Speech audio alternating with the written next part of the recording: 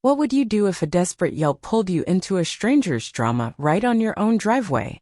Helen thought her Monday was routine until the universe barked for her attention. A regular evening. The city was as tired as Helen herself, 48, working payroll at a local school, a husband with perpetually soggy socks, and a daughter forever offended at the world. The neighbors only greeted her out of habit, and the mailbox was about to collapse under the weight of Miracle Cream ads. Monotonous, almost boring, exactly the sort of life Helen had learned to value after 5 stormy years, her husband's self-discovery, affair with a secretary, and a daughter who had silently stopped saying goodnight. But the ordinary ground to a halt, like the squeal of brakes on her old Toyota when that howl tore through her evening. Not a human cry, but a canine one, raw, desperate, the sound of survival movies. Helen was about to shut the gate when she spotted a bundle of fur and trembling paws under her car. In the dark, the animal's eyes gleamed like a street prophet's. "Don't be afraid, but don't walk away." Of course, Helen muttered, because my day needed a little more chaos, but she couldn't bring herself to ignore it. It was like someone winked at her from her past, back when kindness wasn't considered a weakness. Through the sarcasm and fatigue, she slowly knelt down. "Hey buddy, life's got you cornered, huh?" "Me too," she whispered into the darkness. The dog, a filthy, colorless, rail-thin mutt with incredible eyes, didn't budge. Helen cautiously reached out. The dog's body trembled with fear and cold, or maybe just from everything it had endured. "So now it's just the two of us, sitting here like extras in someone else's movie," she sighed, trying to coax the dog closer. Up by the gate, her husband Jim had opened the door. "Saving someone again? Maybe you should save yourself for a change." A pang of resentment. When did caring for someone else become a crime? "Not now, Jim." "Not tonight," Helen shot back. Neighbors across the street watched from their porch, waiting for the show, or maybe the cops in case the dog bit someone. "Maybe you should call the shelter?" Linda shouted from her balcony. "It could be rabid." "Thanks for the tip, Linda." "I trust animals more than most people on this block," Helen snapped, her stubbornness flaring. She carried the dog inside, despite the dirt and the smell of stray life. Her daughter Meg came out, saw the dog, rolled her eyes. "Seriously, Mom? You don't even care about us this much. One day you'll appreciate a little warmth when you're the one who's cold," Helen shot back. That night was spent washing, feeding, and making up a bed for the dog on the old blanket Jim had wanted to throw out, ages ago. Helen listened to the animals breathing all night, realizing it was sometimes easier to understand a stranger's pain than explain her own, to her family, or to herself. By morning, the front door slammed so hard the dishes rattled. Jim left without a word. Meg was glued to her phone, texting anyone but her parents. And that's when it happened. A letter addressed not to Helen, not to her daughter, but... "Stop. You're not ready for what happens next. Because after this, everything changes." What happened next changed everything. You don't want to miss how this unravels. How much can one wounded animal reveal about the wounds inside your own family? Helen never imagined that saving a dog would uncover a betrayal she'd tried to forget. Meg found the letter, just as Helen was in the bathroom washing the dog's blanket. It looked like a regular bill, except it was addressed to Jim. Meg wasn't snooping, she just hated how even a stray dog got more attention than she did. But the handwriting stood out in the kitchen's daily mess. "Jim, I'm waiting for you. If you don't come, I'll tell everyone." Meg opened the envelope. Inside were jagged, hurried sentences and an old photo of Jim with a woman and a small boy. Not Meg, not her brother, not anyone she recognized. Meg's heart sank. Another betrayal? Her mother was still bitter about the secretary, and now this? "Mom, did you know Dad?" Meg began, but stopped. For the first time in ages, she saw her mother without the mask. Tired, wrung out, but still strong. "Leave his business to him," Helen said coldly, not even glancing at the letter. "I've had enough for one day." At that moment, the dog, now more comfortable, nudged Meg's leg. She didn't know whether to be angry, cry, or laugh at this absurd family drama. Instead, she gently stroked the animal's dirty neck. "So what's your secret?" she asked, half joking, just as the dog flinched, whimpered, and darted under the table. The lock rattled. Jim was home. What's going on? His voice was tense, not angry like a man with too many secrets. Want to explain this? Meg threw the letter and photo on the table. Jim went pale like he'd seen a ghost. Meg felt a strange, cold satisfaction. Her father suddenly seemed small, scared, ridiculous, and she liked it. That's none of your business, Jim mumbled, avoiding both his wife and daughter. Not our business? Helen's voice was sharp, not just bitter but exhausted. After everything we did for you, after all your experiments with other women, this isn't our business? Jim opened his mouth, closed it, and walked out to the garage, slamming the door. The dog, who had been trembling under the table, crawled over to Helen and lay at her feet. In his gaze was something strangely human: pity, worry, silent support. You see, Helen said to the dog, sometimes it's better to just be a dog. At least you don't have secrets, only scars. That evening, they sat at the table as a trio, 4 if you counted the dog, who finally got a name, Flint. Meg ate in silence. Jim was back but didn't talk. Helen stirred her soup as if searching for answers at the bottom. Suddenly, someone screamed outside. Flint leaped up, bolted to the door, scratching furiously. Maybe someone's looking for him? Meg asked. Or maybe someone's looking for me, Helen replied darkly. Standing on the porch was a woman. Tall, expensive coat, a face with no room for a smile. I need Jim, she said calmly, not looking at Helen or Meg. That night, it became clear, kindness is a risk. Every rescued soul brings a new burden. This is the climax. Everything you waited for is here. Stay to see how the hero fights back. What happens when a stranger's knock exposes the lies you thought were buried? The truth Helen feared was now standing right at her doorstep. The woman stood with authority like she owned the place. Flint barked. Meg froze, spoon in hand. Jim walked in, pale as a ghost. Jim, the woman's voice was even, we need to talk. Now! Meg jumped up instinctively to shield her mother. Who are you? That's Laura, Jim exhaled. She. It doesn't matter. Oh, enough, Laura snapped, stop pretending. You'll find out anyway. I'm the mother of your son, Jim. The one you've never met. Silence. The old clock ticked in the hallway. Mom, Meg whispered, is it true? Helen pressed her lips tight and stared at her husband. Why are you here? Helen asked, her voice trembling. You know this house isn't yours. Laura was unfazed. She glanced at Flint, who now stood between his owner and the guest. I don't want your money, Helen. I don't want forgiveness. I just want Jim to acknowledge his son. Jim averted his gaze. I'm not ready. Were you ever ready? Helen snapped. Not for a child, not for a family, not for responsibility. All you ever do is run.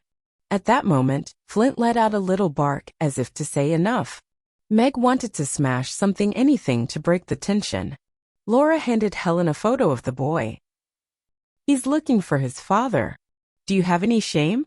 And did you have any shame when Helen trailed off, tears choking her? I didn't mean to ruin your life, Laura's voice wavered for the first time. But I have no other choice. Flint howled loud, piercing, as if he was trying to take the pain away. Meg, Helen said softly, go to your room. I want the truth. Meg shouted, nearly in tears.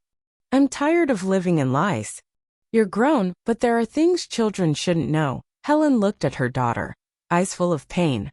Maybe if you told me something, anything, I wouldn't have to look for love in alleys. Meg shot back. Silence. Jim slumped on the sofa, head in hands. Laura knelt beside Flint, stroking his head. You know, she said suddenly, your dog is the first one here who doesn't judge me. No one ate dinner that night. Meg sobbed in her room. Helen lay defeated on the couch. Jim locked himself in the garage. Only Flint moved quietly through the house as if trying to piece the family back together.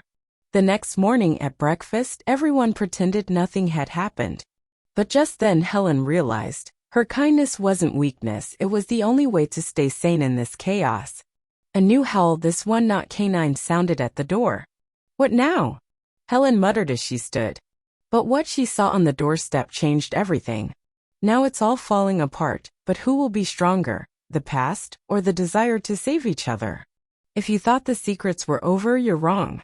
One more visitor, one more truth. Helen's family is about to face a storm that nobody saw coming. Helen's house woke up to its usual false calm. Meg idly stirring her cereal, Jim silent with his phone, Laura gone as suddenly as she'd appeared, and Flint curled by the door, guarding the peace at the brink of collapse. The autumn breeze carried the smell of wet leaves and anxiety. "Are you really keeping that dog?"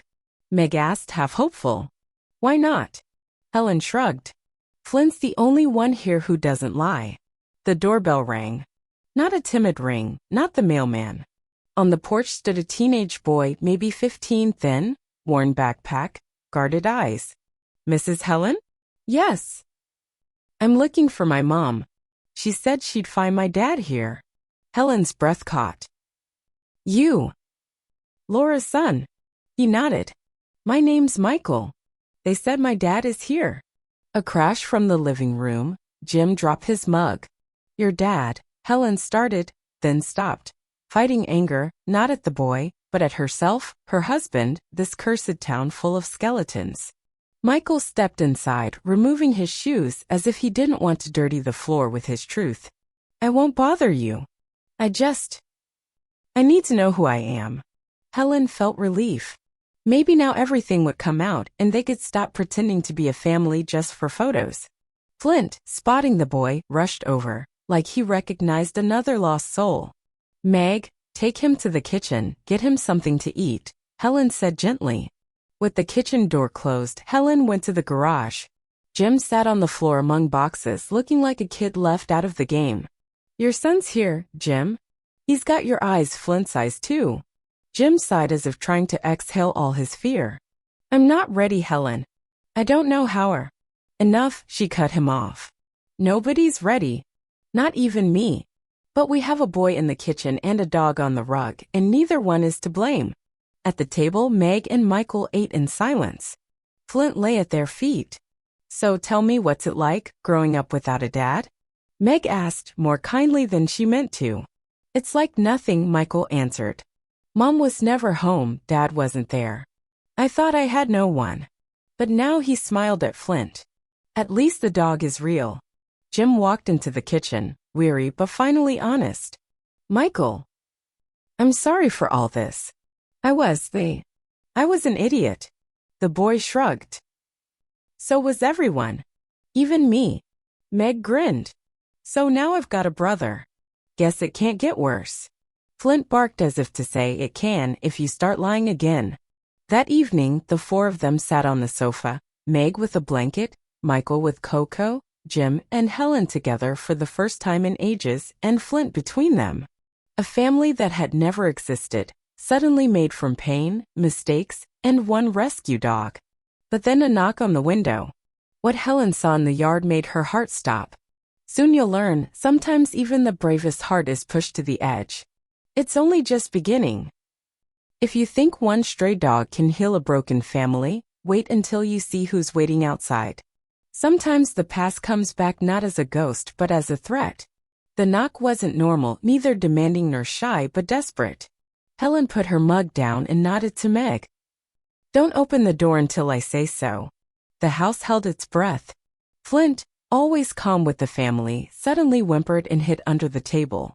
"Mom, who is it?" Meg whispered. "I don't know," Helen admitted, peering into the darkness. A woman's figure appeared outside, dirty jacket, tangled hair, haunted eyes. It was Laura, Michael's mother, but now she looked exhausted, frightened, and alone. "Let me in, please," she croaked as Helen cracked the door. I need help." Helen instinctively stepped aside. Laura could barely stand. "What happened?" Laura was shaking, clutching a torn bag. "They're after me. I borrowed money, thought I could pay it back. I was wrong. Now they're threatening to come after Michael." Michael saw his mother and rushed to her, but Laura stopped him. "Don't come closer." I failed you, Michael." Meg looked at Jim. "Your old friends again?" "No," Jim whispered. "It's just life, Meg. Sometimes it doesn't give second chances." Helen led Laura to the kitchen, sat her down, poured tea, fists clenched to hide her fear. "How much do you owe?" Helen asked. A lot. I thought someone would help me. I was wrong. Now they're threatening to take Michael. Silence in the living room. Everyone realized the game of normal family was over. I won't let them take my son, Laura sobbed. Even if I have to disappear.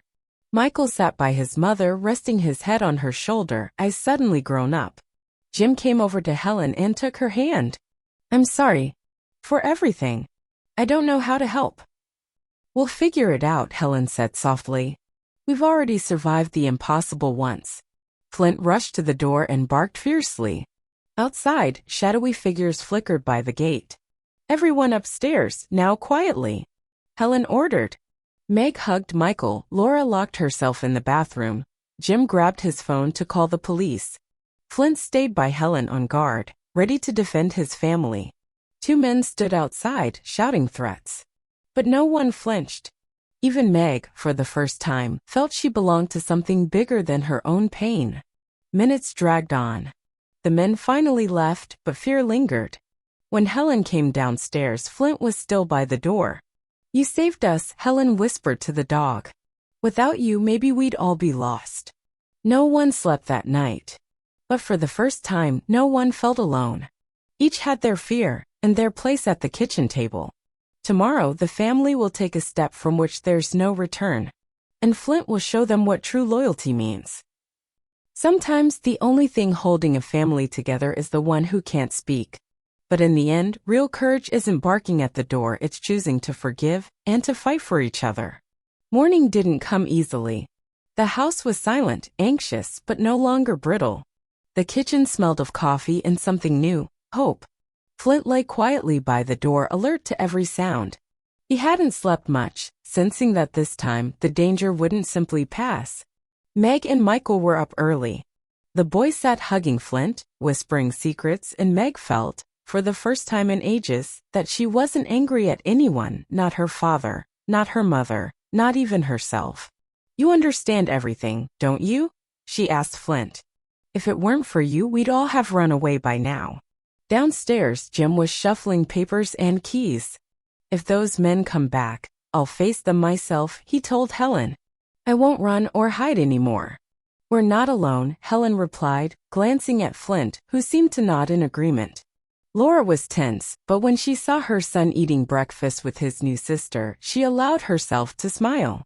Thank you, all of you. I never asked for help, but now I know, it's okay to ask. The threat came in broad daylight, a loud, decisive knock.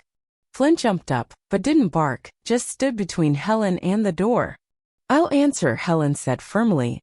The same men stood on the porch, but Helen showed no fear. If you want money, talk to the police, she said calmly. And stay away from our house. We're all protected here. The men stepped back, clearly surprised by her resolve and the sight of a big dog. I have your names, Jim added. If you show up again, it'll be in court. When the door closed, the family exhaled as one. Flint wagged his tail and finally relaxed. That evening, they sat together again, sipping tea, laughing at Michael's awkward jokes. Laura was planning to leave, but Michael asked her to stay just a couple more days. Meg was no longer angry. Jim, for once, met everyone's eyes. Thank you, Flint, Helen said quietly, kneeling beside the dog. You didn't just save us, you reminded us that being together matters more than being right. That night, as the family went to bed, for the first time in years, there was no bitterness, just exhaustion, warmth, and the strange sense that tomorrow would be different. Flint slept peacefully by the door where danger once waited. He knew his home was safe now. But more than that, he'd given these people back not just each other, but themselves. Sometimes, to make a family whole again, you need someone who can't lie or be afraid. Sometimes you need a dog, and a little miracle becomes possible.